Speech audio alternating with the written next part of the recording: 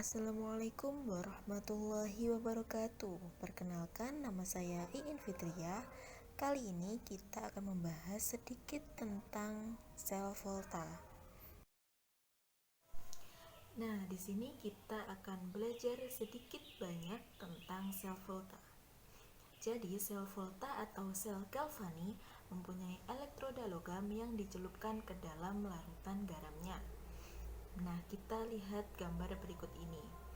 Gelas beker yang pertama berisi larutan ZnSO4 dan logam Zn yang dicelupkan sebagai anode atau kutub negatif.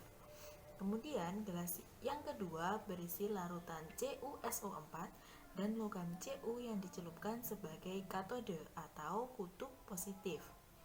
Kedua larutan dihubungkan dengan jembatan garam yang berisi garam-garam seperti NaCl, KCl atau KNO3 dan gelatin atau agar-agar. Ion negatif yang terdapat di dalam jembatan garam akan menetralkan kelebihan ion positif pada setengah reaksi sel oksidasi. Sementara itu, ion positif pada jembatan garam akan menetralkan kelebihan ion negatif pada setengah sel reduksi. Elektron akan mengalir dari Zn melalui kabel elektroda Cu. Voltmeter akan menunjukkan harga potensial selnya. Potensial sel ini menunjukkan adanya aliran elektron atau aliran listrik dari logam Zn ke logam Cu. Reaksi yang berlangsung pada proses tersebut adalah sebagai berikut. Pada katode terjadi reaksi reduksi, yaitu Cu2+ ditambah 2E- menjadi Cu. Kemudian pada anode terjadi reaksi oksidasi, yaitu Zn menjadi Zn2+ plus 2E-. Kemudian yaitu diagram sel. Diagram sel merupakan susunan suatu sel volta yang dinyatakan dengan suatu notasi singkat. Logam yang bertindak sebagai katoda dan anoda harus ditentukan terlebih dahulu sebelum menentukan diagram sel. Anoda biasanya dituliskan di sebelah kiri, sedangkan katoda dituliskan di sebelah kanan.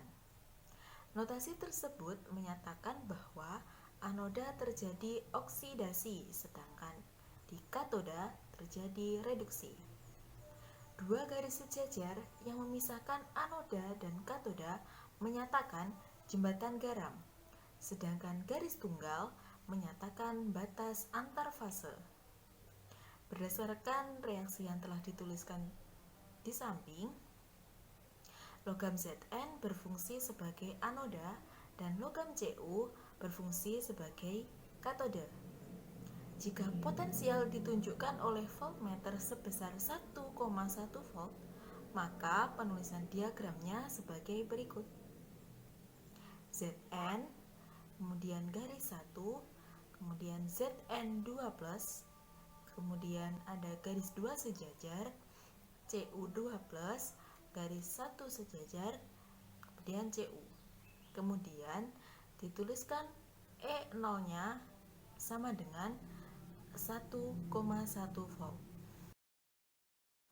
Selanjutnya yaitu potensial elektroda dan potensial sel. Potensial elektroda merupakan potensial listrik pada permukaan elektroda. Sementara potensial sel ditentukan dengan cara mengukur potensial listrik yang timbul karena penggabungan dua setengah sel. Cara menentukan potensial sel dalam suatu sel volta menggunakan rumus berikut. E0 sel sama dengan E0 katoda dikurangi E0 anoda.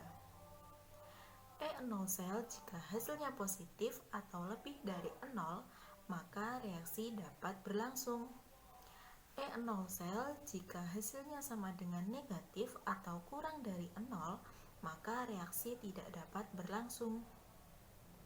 Suatu unsur logam dapat disusun berdasarkan harga potensial atau E0 yang semakin besar atau urutan logam yang semakin mudah mengalami reduksi. Urutan ini dinamakan sel volta.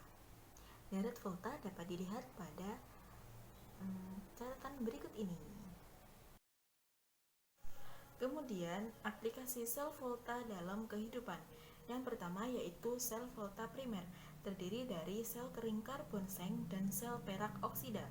Sel kering karbon sel menggunakan katode batang karbon atau grafit dan anoda plat seng. Kemudian elektrolit yang digunakan berupa pasta salmia atau NH4Cl, yaitu NH4Cl dalam MnO2 dan karbon.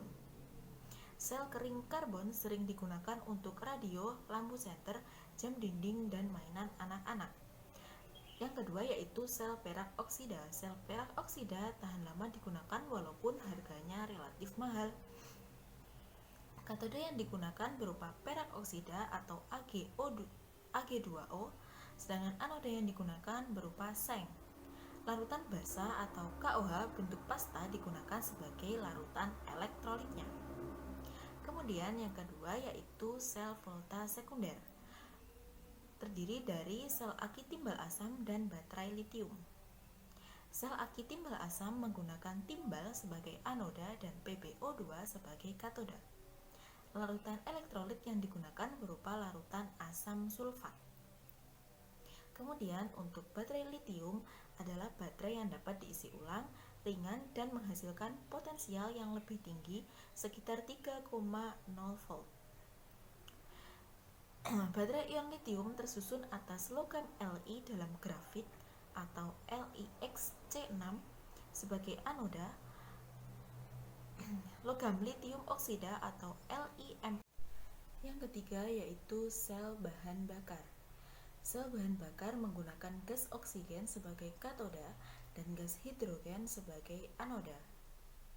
Gas hidrogen dan oksigen masing-masing dimasukkan ke dalam elektroda karbon yang berpori. Pada setiap elektroda digunakan katalis serbuk platina. Kedua elektroda juga dipisahkan oleh larutan KOH pekat. Sekian pembahasan materi sel volta pada kesempatan kali ini. Semoga bermanfaat. Wassalamualaikum warahmatullahi wabarakatuh.